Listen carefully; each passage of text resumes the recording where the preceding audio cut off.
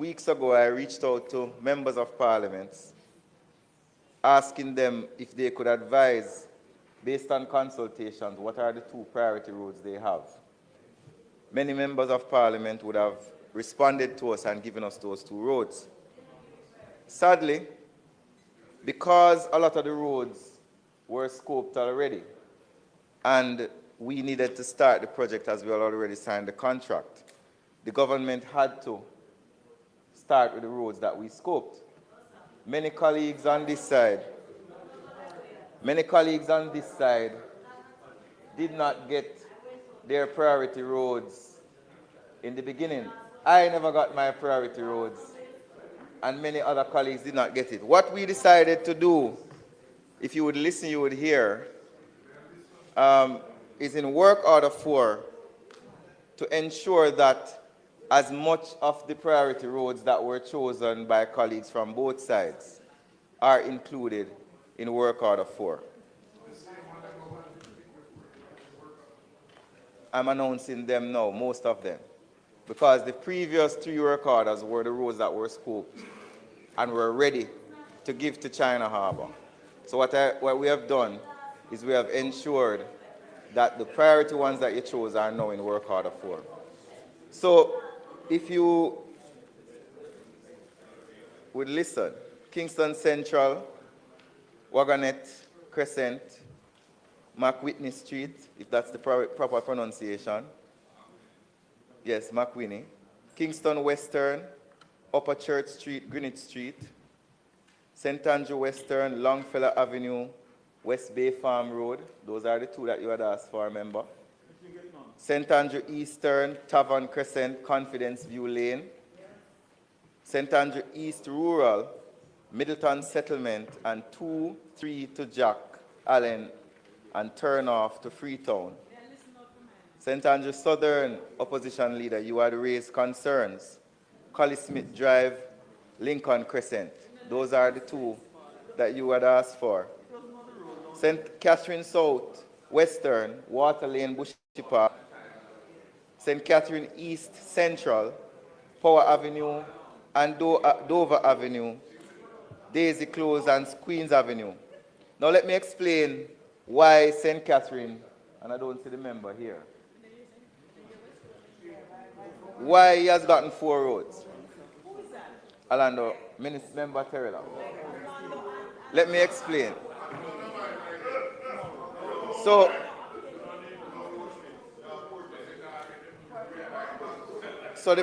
the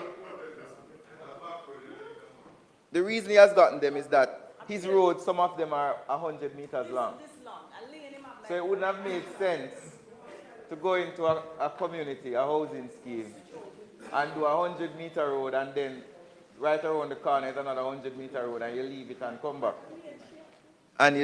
come back. So because his roads are 100 meters, 150 meters long, we decided to do 4 of these small roads. And the St. Catherine Northeastern, Facey and Coolshade, St. Catherine South Central, Homestead Boulevard, St. Catherine Central, William Street and Eltham Boulevard, Manchester Southern,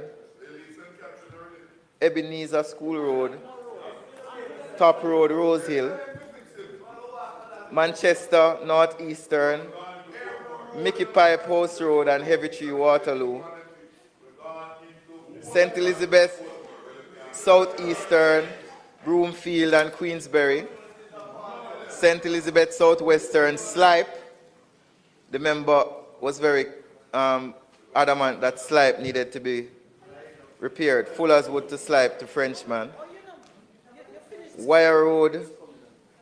We have Westmoreland Western, Townhead, Hanover Eastern, Claremont, Hanover Western, Richmond to Cocoon, and Akenish to Clifton. Trelawney Northern, Samuel Prospect, and Road 22, St. Anne Southwestern, Hamerton to Greenhill, Portland Western, White River, and Commodore. Let me tell members, and members need to understand. This is the 4th work order since February. we are issuing a work order every week. So work order 5. Work order 5. We will be announcing work order 5 in about next week, which will carry another tranche of roads for members. I wish to move on now to the South Coast Highway Improvement Project. So the Southern Coastal Highway Improvement Project is another testament to our commitment to infrastructure development.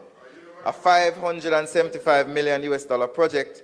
I can announce today that the project is 96% complete, with 2 major components: Part A, Maypens to Williamsfield Toll Road, and Part B, Harborview to Yallas Bridge, covering 7.4 kilometers of a 4-lane highway already open to the public. Works are progressing on the Yallas to Port Antonio and Morant Bay to Cedar Valley legs, which span 123 kilometers of 2-lane roadway. I want to jump to a very important announcement, which is the Port Antonio bypass. The government is prioritizing an $81 million Port Antonio bypass project to improve travel efficiency, reduce congestion, and support regional economic growth. Working with the Ministry of Finance to secure funding and expected to commence in the second quarter of this financial year, the bypass will span 7 kilometers with a 4-lane design and will provide an alternative route to ease congestion in Port Antonio. Each lane will be about 3.5 meters wide. The bypass and Port Antonio, well, Port Antonio is a critical hub for tourism and agriculture, but suffers from chronic traffic congestion, unsafe pedestrian conditions, and limited connectivity. This project will play a key role in the regional development by unlocking economic potential and enhancing mobility. The Cabinet will, on Monday of next week, contemplate the Port Antonio bypass, and I'm confident that it will have the support of the Cabinet so that it can commence in short order. Also want to speak about the bridge program. Colleagues would have been very concerned about the state of our bridges. Jamaica has 800 bridges, many of which are aging and require urgent repairs or replacement. To access this, to accelerate this program and to fix our bridge infrastructure, we have launched the accelerated bridge renewal process with the support of the Ministry of Finance. This bridge program is funded through a combination of recurrent and capital budgets and will be implemented over the medium term. We also have the priority bridge program, which will be dealing with critical bridges, some of which have already started. We can announce that the Troy Bridge is over 50% complete, which is a $230 million investment. The Spring Village Bridge is at 5%, which is a $250 million investment. The Craig Mill Bridge in Portland Valley, at $170 million, is in emergency procurement, but a footbridge is to be constructed at a cost of $30 million. Southwood in Clarendon, Barham in Westmoreland, Guanaba Vale in St. Catherine have completed feasibility studies and are moving to the PIMS appraisal phase. The Mahogany Vale Bridge in St. Anne is being repackaged, in St. Thomas is being repackaged and retendered to facilitate completion. And we just awarded a contract of $30 million for some urgent repairs to the Alley Bridge. Hello? Cousins, you hear that? Can't complain no more. Just 10 minutes, 5 minutes. The member's time for speaking having been expired, I beg to move that it be extended sufficiently for him to complete his presentation. In the normal run of things, Mr. Speaker, you know I would have asked for a specific time, but the member assures me that it will be done within 5 minutes. May it please you, Mr. Speaker. Members, the request is on the floor. Minister. Minister. Thank you. Members, the request is on the floor for the extension of time allotted to the minister. Those in favor? Those against? Ayes have it. You may continue, Minister.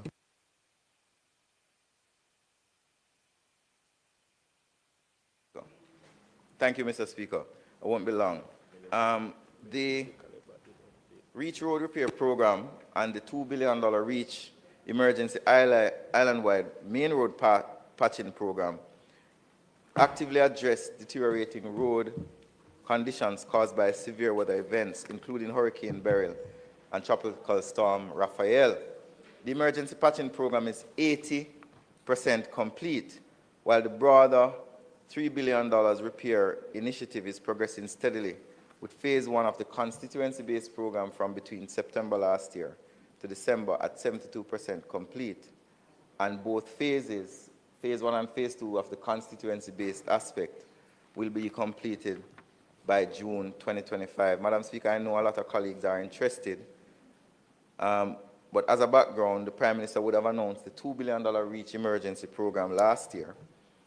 It was not a patching program strictly, but including milling and paving and minor drain works. The program significantly relieved motorists and other road users and rehabilitated several of our main roads. We spent more on road work, Mr. Speaker, we spent more on road work last year than we have ever spent in the history, the independent history of our country. And I heard a lot of statements, colleagues, over the last several weeks about road works.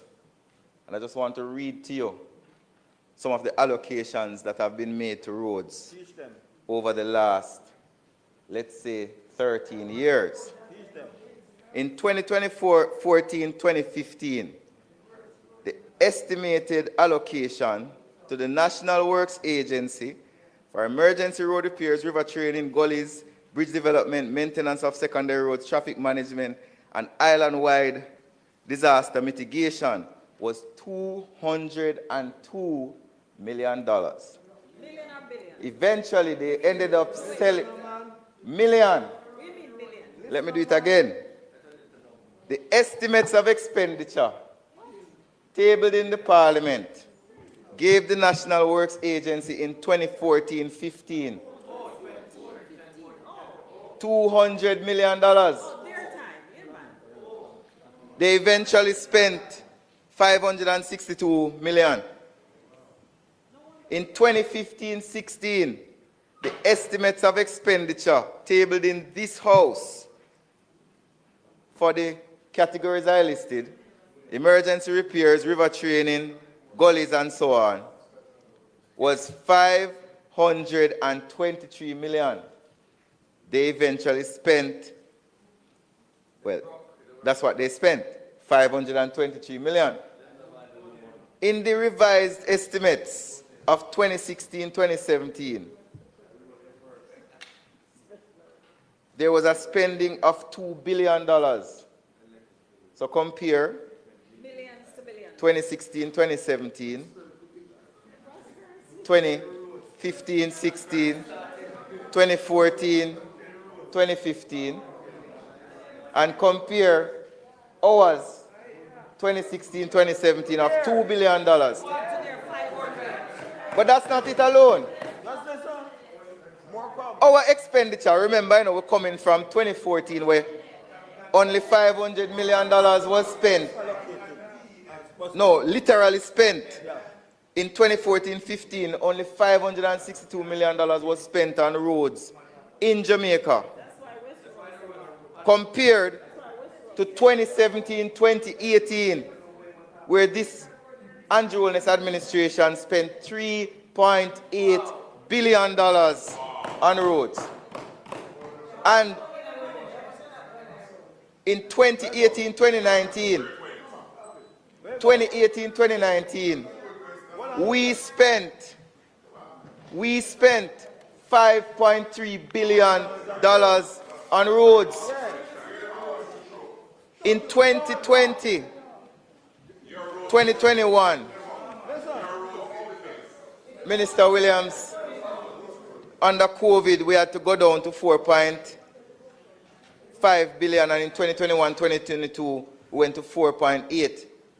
But when we revised the estimates in 2021-2022, we spent $7.1 billion on roads. 2022-2023 revised estimates, $6.2 billion. Minister, 2023-2024, $7 billion was spent on roads by this administration. And here's the thing, 2024, because we are at the beginning of the financial year, 2024, 2025, $8.785 billion has been spent on roads in Jamaica. But, Mr. Speaker, this is the largest expenditure that has ever been spent on roads infrastructure in Jamaica. Never before, no other government has invested as much in our road infrastructure.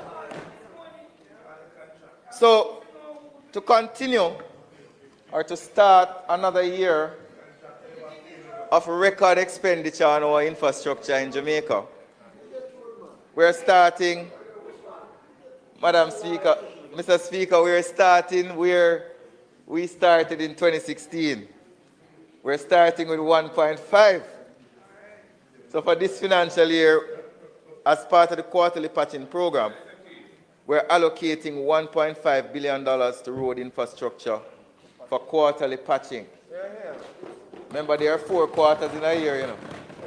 So if we're starting with 1.5, you can contemplate the other 3 quarters plus other monies that are slated. We will spend $1.5 million on road rehabilitation through our quarterly patching program over the next 3 months to continue the work we started last year under the REACH programs. We are going to rehabilitate community roads and also improve infrastructure. Mr. Speaker, we are building a Jamaica that is more connected, more resilient, and more prosperous. Our investment in roads, bridges, water supply, sewage, fiber optics, drainage, intersection improvements, traffic signals, sidewalks, street light signage, and road markings reflect a holistic approach to national development. As we move forward, we remain steadfast in our commitment to delivering on infrastructure works that serve the needs of every Jamaican. Let us build a future that is strong. And before I leave, I want to just run through some of the projects that we're doing. Grange Lane, $925 million, 90% complete. Brayton to Helsha Main Road, contract awarded $2.4 billion. Right? Arthur Wint, Tom Redcom Drive, PIM studies submitted to the Ministry of Finance, $3.5 billion. East Kings House Road to Lady Musgrave, our studies have been completed, $4 billion. New entry to Portmore, studies have been completed, $4 billion. Sandy Gully Bridge, Kenhill Drive, studies completed, $500 million. Troy Bridge in Tulani, 50% complete. Spring Village Bridge, 5% complete. Craig Mill Bridge at procurement to start within this quarter. Southwood Clarendon, soon to begin. Barham Westmoreland, soon to begin. Gun Harbor Vale, soon to begin. Mahogany Vale in St. Thomas, to be restarted because the road up by Garden Town collapsed. We have almost finished the $2 billion REACH emergency patching program. We have finished the $1.5 billion island-wide post-burial patching program, while the works designated to constituencies of over $1.2 billion under the normal REACH will be completed by June this year. Mr. Speaker, together let us build a future that is strong and sustainable and filled with opportunities for our people. Thank you very much. Thank you.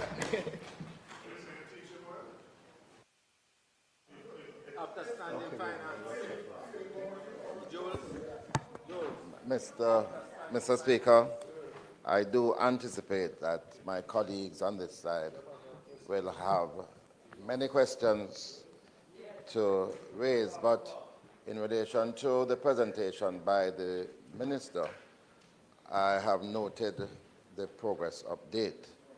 And the first thing that struck me, Mr.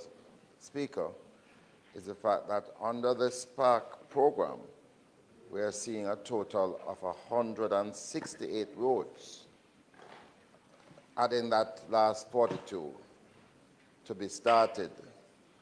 And I do have a question as to the capacity. China Harbor is the main contractor. Perhaps the minister could explain to us what is there in terms of subcontracting. But certainly, we have never seen capital projects being undertaken at this pace. So I want to be assured, and I'm sure the country would want to be assured, that there's a capacity for doing this. And I'll just explain to you one of the reasons. In my own constituency, under the REACH program, I was told that the contractor could not acquire enough asphalt to complete the patching works. So I would like to understand, in relation to this 168 roads, whether or not there's capacity in terms of the work, the role of the contractor, subcontracting, but also the materials that would be necessary for such works to be completed. I will ask for your road. Minister, you have spoken about No, but, the Southern Coast Highway project, and you have mentioned that it is now 96% complete. Minister, every time I drive that side of the country, I'm seeing road repairs being done on that roadway, which should be now a new highway. Every time I go there, I see the road being repaired, dug up, and being repaired subsequent to what we thought was their completion. So the chaos continues there. But you've also mentioned today the Port Antonio bypass. And I don't wish to speak on behalf of the Member of Parliament over there, but I am sure that the experience that we would have gotten from the St. Thomas roadway, which created such chaos, dust, upheaval for the people of St. Thomas and Portland, would like to know what assurances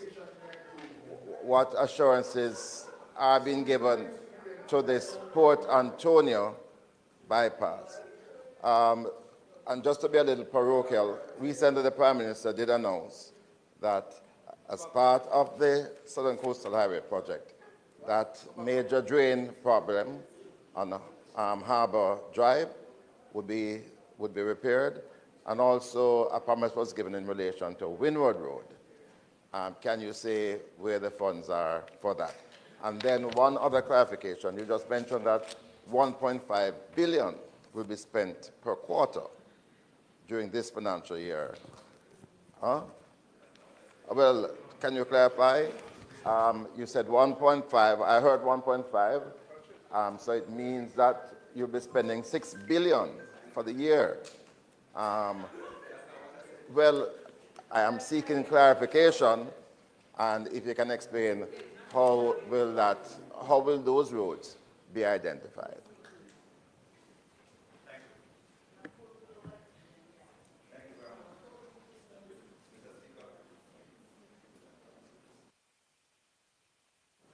Thank you very much, Mr. Speaker. So there's no asphalt shortage in Jamaica. Before the REACH program was announced, the government engaged Petrojam, which is our main supplier of bitumen, which is the main component in asphalt, and they assured us and they provided us evidence of the source of asphalt. Now, I cannot speak for an individual contractor and his ability to procure asphalt when it's needed. What I can say is that there's absolutely no shortage, to the extent where we have to be exporting surplus bitumen to other Caribbean countries, earning us foreign exchange based on the amount that we have. So I can't speak to an individual contractor's capacity. I can only speak to the capacity of the state institution, which is Petrojam, and the enterprise contractor who has 4 asphalt plants and is engaging with other contractors who themselves have asphalt plants. You asked whether or not we had the capacity to do 168 roads, which is why it was an international tender. It was an international tender because we needed a contractor who had the capacity to do a massive capital project within a short space of time. A part of the contract that was signed with China Harbour Engineering is that they have to engage local contractors. Now, we don't tell them which local contractors to engage, but based on discussions with them, they have spoken to us about some of the top grade 1 contractors across the island who have already been going around into various communities and examining roads that they have been assigned by China Harbour to do. So we have no challenge there. In my discussions with them, they'll be renting equipment from local contractors. They'll be using facilities belonging to local contractors. So what you will see is not a situation where they take everything, but where they have to, because of the scale of the project, it is 4 packages stretched across the entire island. We plan this year to probably go to 250 roads in this financial year, or by the end of this calendar year. We're already at 168, and we have about another 80 to go before April, May. So we're confident that they have the capacity. Your question regarding the South Coast Highway Improvement Project, do remember that as a part of the project, there is a thing called a defects liability period, which stretches for 2 years. That 2-year defects liability period has not kicked in yet. The roads, for the most part, that are under the South Coast Highway Improvement Project are still under the care and control of the contractor. So up until they hand over the roads, any defect, any flaw, any pipe burst, anything that is dug up, they have to repair it. And when they hand over the roads in about May, June, then there's a 2-year period where if there's any flaw that occurs because of their inaction or action, then they have to repair it as well. Also remember that the South Coast Highway Improvement was a brownfield project, meaning the government was attempting to rehabilitate 100 and odd kilometers of roads while people were still driving on it, while people were living on it, while people were conducting their business on it. We were replacing pipes and connecting people with pipes on a massive scale while people were using the pipes. So it would have been expected, regrettably, that there would have been displacement. But I can guarantee you, in my many trips to St. Thomas, in speaking to the people in Morant Bay, in speaking to the people in Yallas, even the people in Port Morant, where the road is not finished yet, they have expressed a significant amount of appreciation that this Andrew Holness government has put St. Thomas on the map. When I was going to the university, you can't even afford to buy land in St. Thomas anymore. When I was going to university, the Honorable Rex Nettleford said I could connect it to the people of St. Thomas. The government of Jamaica under Andrew Holness has smaddified the people. We have made them in a smaddy, so nobody can look on them and say that them are nobody. We're legitimizing their land, their infrastructure. Port Antonio bypass. Unlike the St. Thomas Road, a lot of the Port Antonio alignment is greenfield, meaning it is not going to interfere with the general day-to-day business. There will be some small land acquisition that needs to take place that will displace persons. But because it is mostly a greenfield project, there will be less displacement than what happened under the general ship. The Harbour Drive is not under ship, it's under Spark. We had said that we would fix it under the Spark Main Road program. And the other one that you spoke about, Windward Road, I will research that and come back to you. I said that we're starting with $1.5 billion and we have 4 quarters, so imagine what we'll do for the rest of the year. I never said we're going to spend $6 billion. I said we're starting with $1.5 billion as we started in 2016 with 1.5. Thank you very much, Mr. Speaker. PM.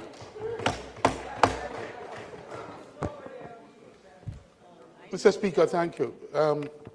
Minister, Yes. you are correct that the 2 priority roads, the 2 roads mentioned, Yes. listed here are priority roads. But as you know, this should have been included in work. It should have been the first road, as the Honorable Prime Minister announced. But I was told then that we had a piping problem. Am I to assume now in this announcement that that has been resolved and that him just announced, so enough to tell me that has been renounced? And so, no, man, it was funny. So, no, am I to assume that that has now been resolved and that work order 4, it will ensure that that will go ahead? And the other issue is, you make mention of 500 million for Sandy Gully. I heard you, could you correct what I've heard? I thought I heard 500,000 or something like that. 500 million, whatever the number is. But Sandy Gully was mentioned. And you know that's a vexed issue, not only with me, but the people of Western St. Andrews. So what is that issue? What is the allocation for? And what is the scope of work that we can expect? Yeah? Those are the 2 questions. No, but I get in there. James. Mr. Speaker. Thank you very much. Minister Mike.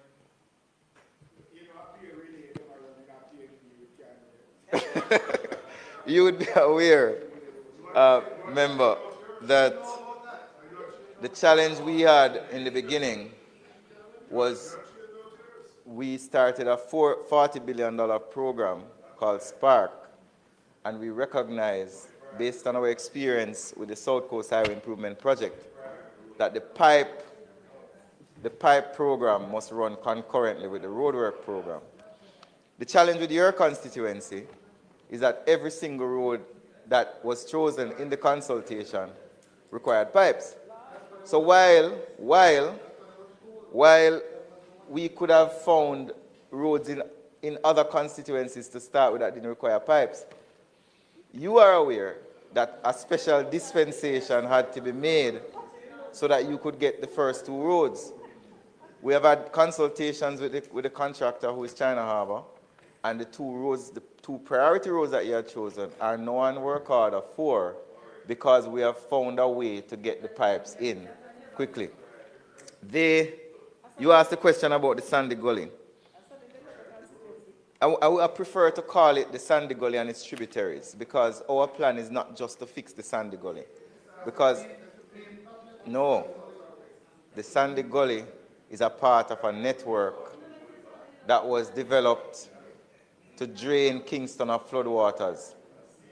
We want to do a massive capital project. Yes, it was developed in the 60s by the Jamaica Labour Party government.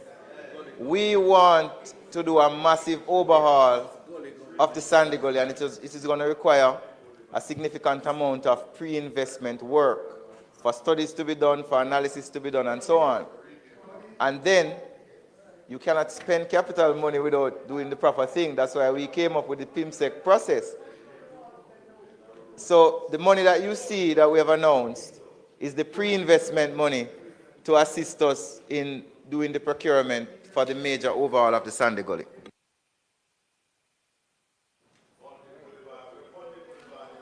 Thank you, Mr. Speaker. Mr. Speaker, through you. Minister, the Spark program, I'm one of those where the priority roads that your office called and asked me to identify remain untouched. And I find it ironic, Minister, that you mentioned about 4 roads in Newland, which is adjacent to the community, that my priority road is in Nagohead, is being done under package 4 because of the proximity of the 4 roads there. And the ones that I have identified remain untouched.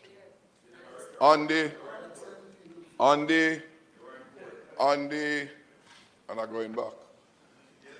And what the other one here? The other program, the REACH program. Minister, it is appalling. The member sitting beside you lives along one of those roads. Yeah, man. The member beside you, who is very loud about our road not being repaired by you.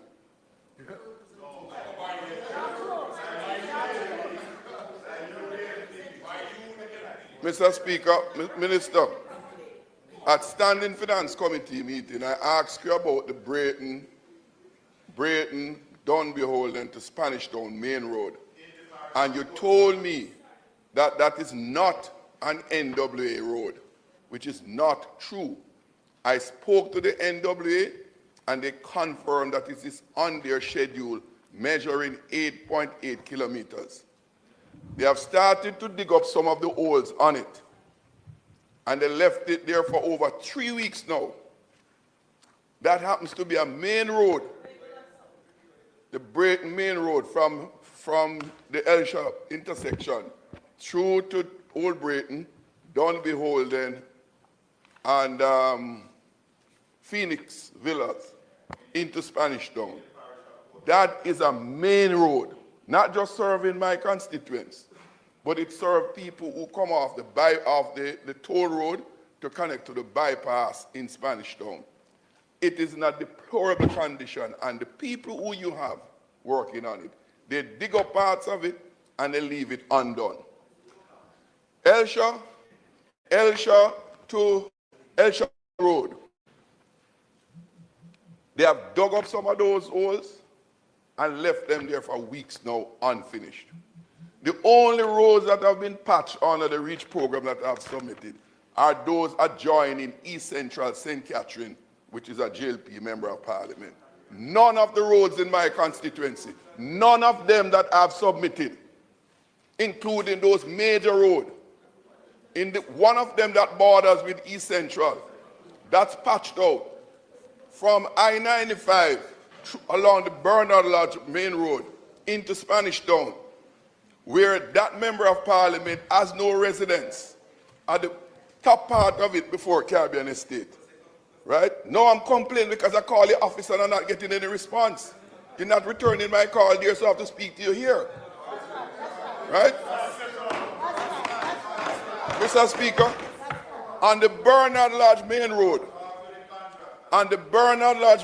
that borders East Central and South, that portion in Lakes Pen and Lime Tree, where that member of Parliament has no interest, is deplorable and untouched. I border with it.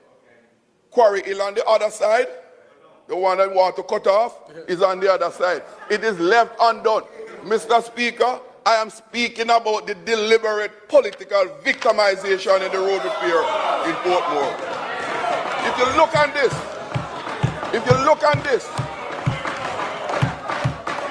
there are 3 constituencies in Portmore, and two of them are on this program, and the only one omitted in section 4 is South St. Catherine. I have left to believe that it's deliberate and not coincidental. So I want to know, Mr. Speaker, when my priority road submitted on the Spark, which coincidentally that area is predominantly JLP, but we want it for the first time, the last local government election. That's why they don't want to go back there. So I want you to tell me when my priority roads are going to fix. I'm going there with you next. I would like some answer for those questions, Mr. Speaker.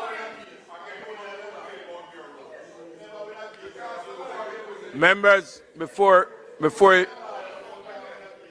Minister, you may sit. Members.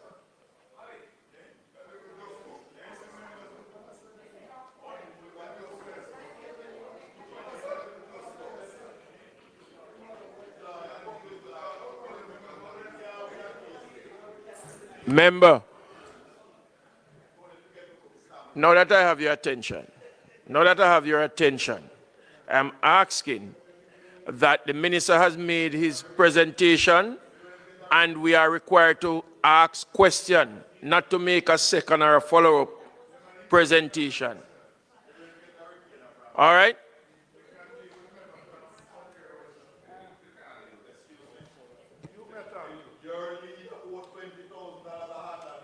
Oh my. Thank you very much, Mr. Speaker. No. So, Thank, thank you, Mr. Speaker. Members, so the first Mr. point I want to Speaker. make to the members' assertion is that every MP has been allocated between will the member from St. Mary Western, please allow the minister to make his presentation and answer to the questions that are asked.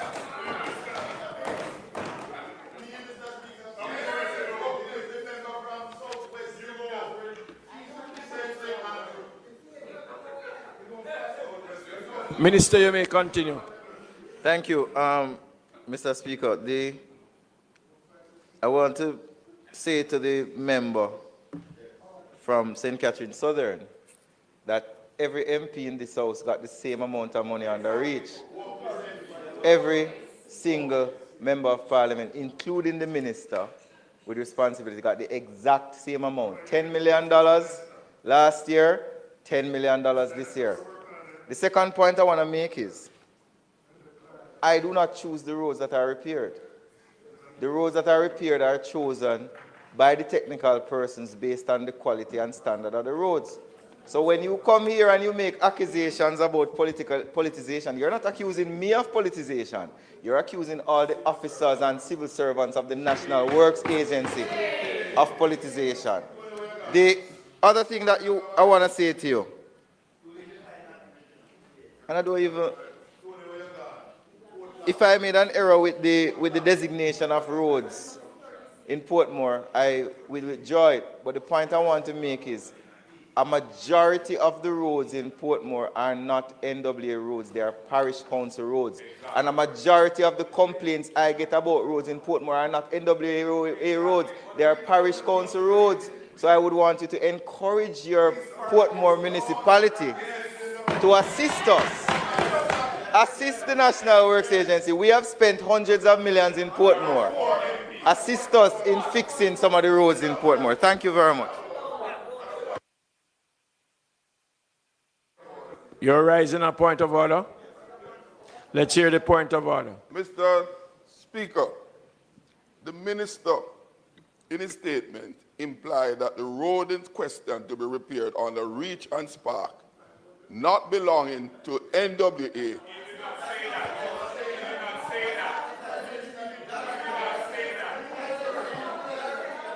Mr. Speaker, let me complete.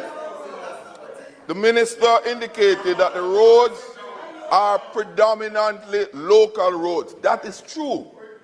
But the REACH program and the SPARK program does not differentiate between NWA or local roads. So it is inapplicable.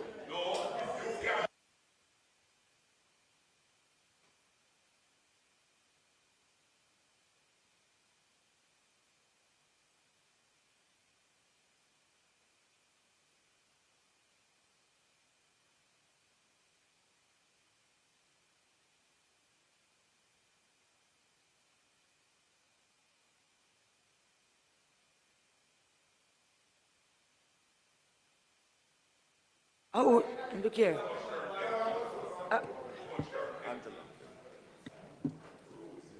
Thank you very much, Madam Speaker. Minister, just a couple of questions. I'm still not very clear on what you meant that the MPs would have chosen their priorities, sent them in, but that you would have started scoping. And you is plural. You know that, right? You include you as minister, includes you with the agency that we're talking about. So you would have started scoping, which meant that when you came and asked us which were the two that we wanted as priorities, those would have differed from the priorities that were being scoped. because that's really what, I don't understand that. I don't understand that because what that also does is set us up as members of parliament, because once we were asked, what are your 2 priorities of the 10 that you went to a consultation and arrived at, and we would have also have done some consultation. You know, that is what inclusive government would do, which now means that you having chosen 2 roads that are different now leaves us in another problem, right? So I want a little bit of understanding about how the priorities from your side differ from the priorities from the members of parliament. So that is one. The second is, Minister, Oakland Crescent was the #1 priority at our consultation. In fact, there were several individuals who came up representing that, even though they did not live on that road, but they were mindful of the condition. It was one of the roads that I had sent in of the 2 for priority. You sent back to say that that one wasn't going to be in it because of some issues, I think with some pipes as well. And therefore, we were looking at 2 others. And then I see a totally different set now that you are indicating to be done.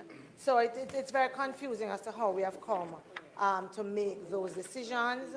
And I think one of the questions I'd also like to ask as a follow-up is for roads like Oakland Crescent, what should, as Member of Parliament, what should I expect? As individuals living in and around the area, what should they expect in terms of that?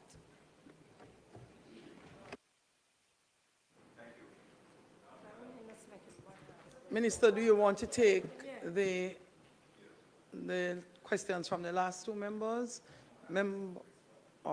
Okay, go ahead. So you would have recommended Oakland Crescent and Freeman Lane. I want to just make it clear to members of the public who are listening to not be confused.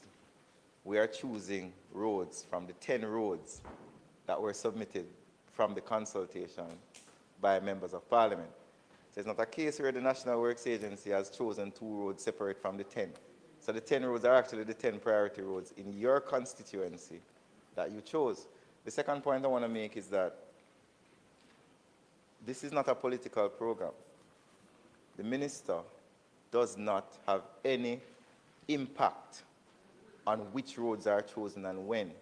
These are purely technical decisions made by the consultants. I never said you said that, you know. Yes.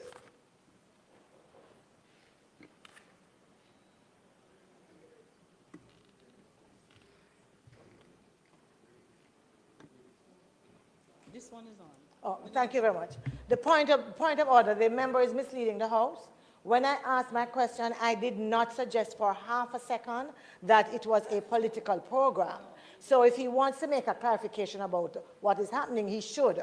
But to frame it by saying that he doesn't want persons to be misled is imputing that I had been misleading. And that would be misleading the House and the public.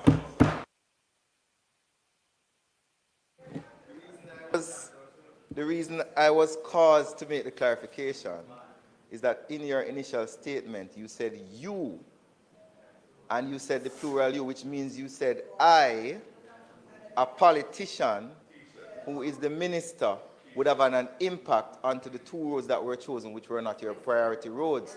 So I must make the public aware. It is my obligation to make the public aware that I, as the minister, had 0 impact into whichever roads were chosen. What caused the roads to be chosen, which were not your priority roads, is the fact that we needed to get the contractor running immediately. When we finished the consultation, which we did 63 across the island, we had started scoping even before priority roads were determined. So we said to the contractor, go with these until we get the priorities, which were the 2. We, the NWA. Right? So So just to answer your question on that, I don't know what you're going to say to the Oakland residents other than to say to them that we have several work orders coming up and that their road will be on it, probably in the fifth or sixth work order, which is coming within this month. Thank you very much. Thank you very much, Madam Speaker. Minister, I would believe that almost all of us on this side have similar problems. We did the consultations, and after the consultations were done, well, I don't know, because it looked like it's Duppy doing these roads, because all I can hear is not me, it's not he, and so I don't know who doing the roads. So probably it's Duppy doing these roads. Because up to now, I don't know, because the minister say he has nothing to do with it, and the NWA is saying it's not them. So I would probably love for you to tell me who they are. But yes, no worry, you don't. Minister, I was asked to look at 2 out of the 10 priority roads. Am I getting your attention, Minister? Member Daly, and for the remaining members who would like to ask questions, we are still at statement by ministers. And therefore, you are to ask your question. Thank you very much, Madam. I will remind you to read the front of the agenda. Yeah. This is an Minister. important program, so latitude is being given. Please do not ask the same question again. No, And please stick to asking questions. Minister, thank you very much, Madam Speaker. Minister, I heard, I'm not too sure if it was you who made mention of the member from East Central St. Catherine getting 4 roads because the distance was very short. Now, the 2 that has been named for St. Catherine Eastern is extremely short. And I am wondering, Minister, that it is the same 2. So I'm going to ask of you if there is any difference between who get the shortest and who gets the one that is not so short. Thank you very much.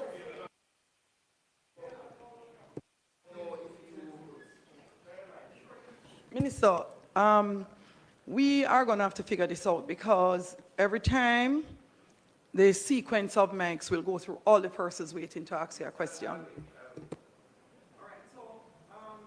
I'm going to ask members to turn off all the mics, and there are questions from, all right, so, well, Member Robinson, turn yours on.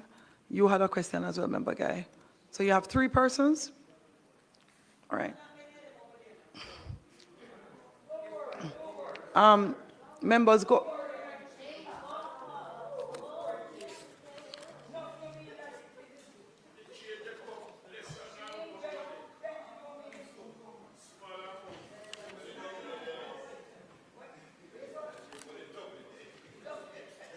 Nita Garvey's name is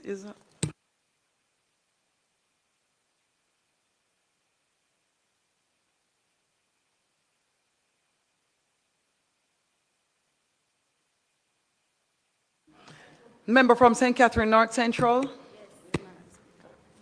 Madam Speaker, I'm asking the minister if he would kindly clarify for me why it is that I would have contacted the ministry and a list of the roads, my 10 roads, which were chosen after consultation, were sent back to me indicating which roads could be done now and which roads could be done later. I then chose 2 from the list of available roads which could be done now and responded forthwith. I went further to have someone accompany the person who was sent to do the estimates on the road, to scope the roads. I also know that the last road to be scoped, which was the one scoped less than a month ago, when the others were scoped maybe 3 months before, was the one that you now place as my priority. I'd like to ask, how is it that we have arrived at these two roads? I have no difficulty, all of them are important to me. That's not the point.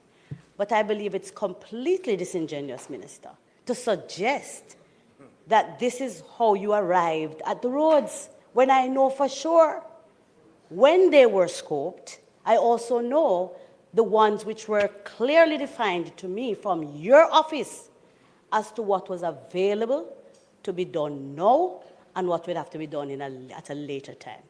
Kindly let me understand so I can explain to the people I serve. No, Minister, remember, next question is the member from St. Andrews Southeast, and then, Minister, after that, we will have the question from St. Mary Central, and then I believe that's the list of questions for you, Minister, after which you may proceed. Madam Speaker, I'm seeking clarity too. After my 10 roads were submitted, I was asked for 2 priority ones, which were confirmed in writing by the Ministry of Economic Growth and Job Creation. It was actually in work order number 2.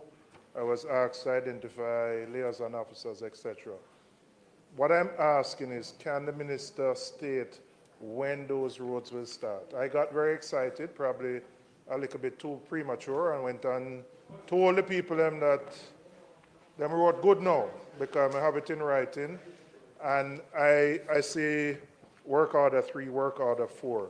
But at the end of the day, I want to be in a position to say to my constituents definitively, whether it is in April, May, or June, when can they expect the works to start? And to be honest, after the presentation today, I don't know. I really don't know what to tell the person. So I just want to know, from the 2 roads that are in work order number 2, can there be a specific time frame that can be given as to when those roads will start? Thank you, member. Member from St. Mary Central. Thank you very much, Madam Speaker. Minister, you indicated when the member from St. Andrew Western was querying about the roads that there were challenges with his road as it relates to water mains. I have a similar problem in one of the 2 roads that have been recommended as priority roads. Question is China Harbour now in a position to be able to respond to the needs of the water mains, having regard to the fact that that is what hindered that first program in Western St. Andrew? Will other roads, especially mine, which is the Killancolly one that I speak specifically of, suffer from the same fate?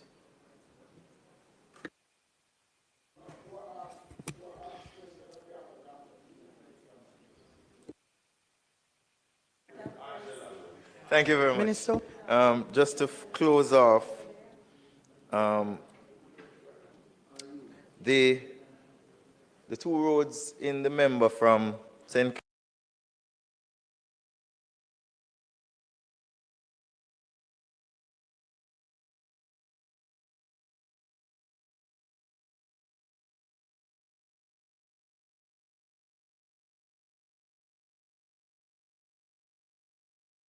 The 2 roads in the member from St. Catherine Eastern come up to 140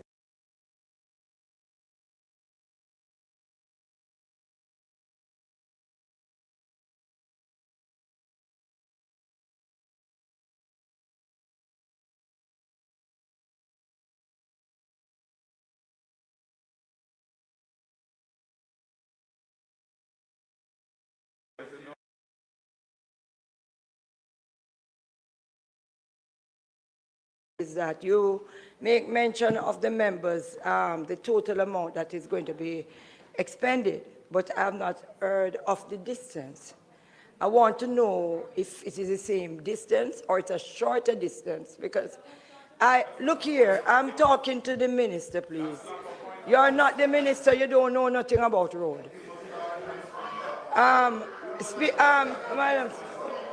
could you, minister, just give me, could you, my point of order, I would love to get the measurement.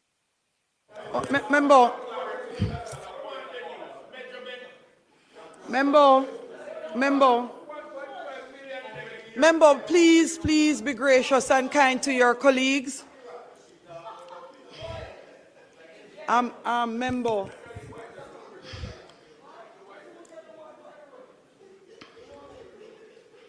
Minister, go ahead. Thank you, Madam Speaker. Well, to assure you, member, the roads, the 4 roads in the parish of Portmore, cumulatively, are significantly shorter than the 2 roads in your constituency. What I can do is I can get the NW. I don't think it's necessary because your concern should be about your constituency. As it relates to the other member from St. Catherine, the fact is that the technical team, when they engaged you, they told you about the roads that were scoped and the roads that were not scoped. Your priority roads, based on what I have here, West Prospect and Springvale were not scoped at the time that you gave your priority roads. The 4 roads that were scoped were different from the ones that you said were your priority roads. So I do not understand. I will speak to the National Works Agency to find out when those works would start. We are very far advanced with the pipe procurement, but what we have decided to do is to see locally where we can procure as many pipes as possible to assist yourself and the member from St. Andrew with the pipes. You don't care about the member from St. Andrew. You're such a good colleague. Thank you very much, Madam Speaker. Thank you very much, Minister. Members, we have 3 items that we will need to recommit. House Leader. So, Madam Speaker, I beg to move for the recommitment of the items announcements, reports of committee, and notices of motions given orally.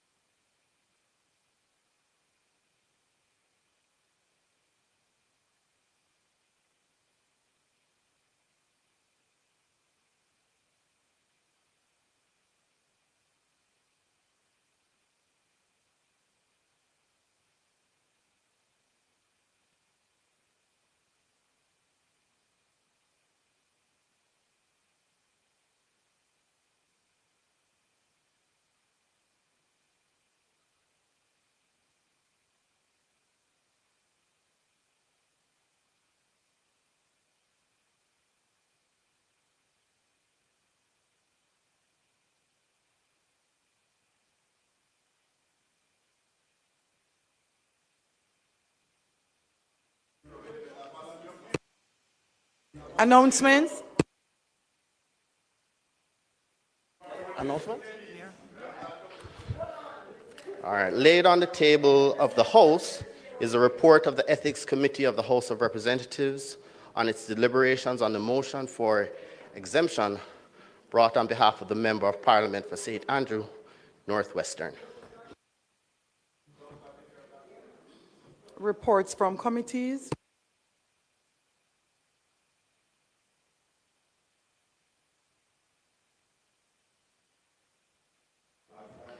Madam Speaker, on behalf of the Chairman of the Ethics Committee of the House of Representatives, I beg to lay on the table of the House a copy of the report of the Ethics Committee of the House of Representatives on the exemption motion brought on behalf of the member from St. Andrew Northwestern.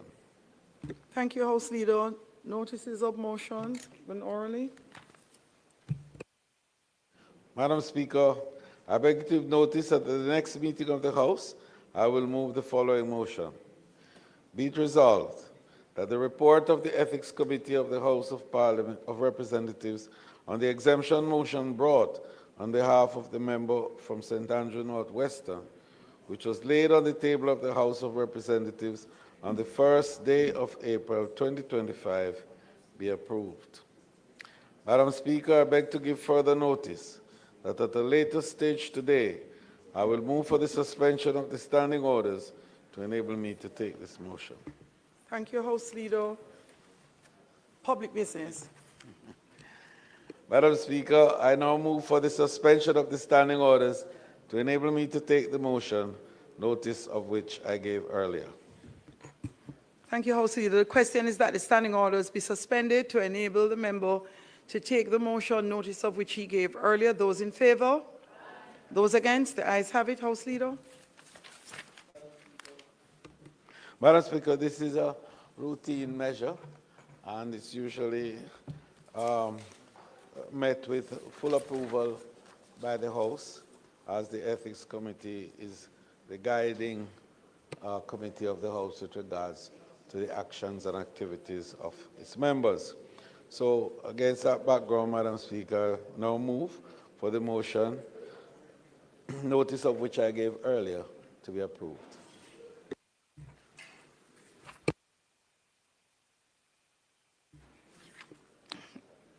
Those in favor? Those against? The ayes have it. House Leader. Madam Speaker, it's not intended to do any further business today.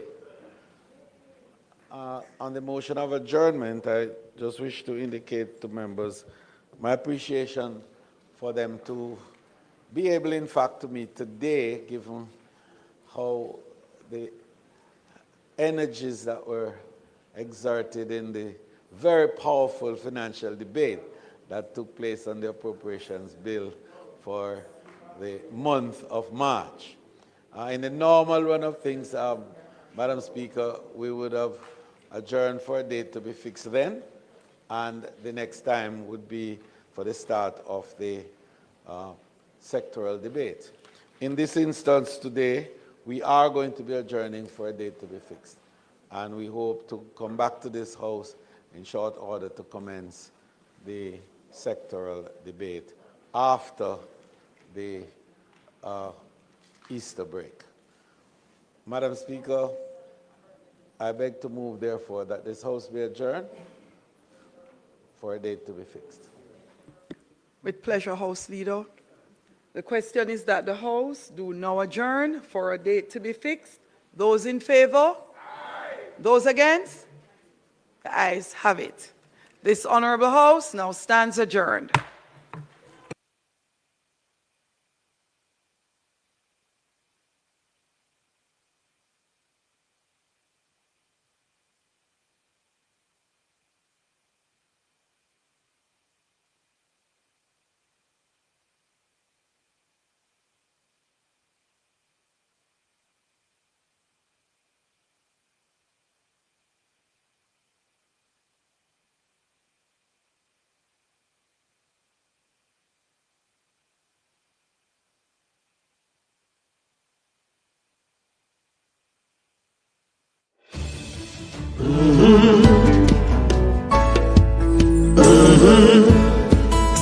When the game gets rough and this life just seems so tough, make we talk, my people, make we talk.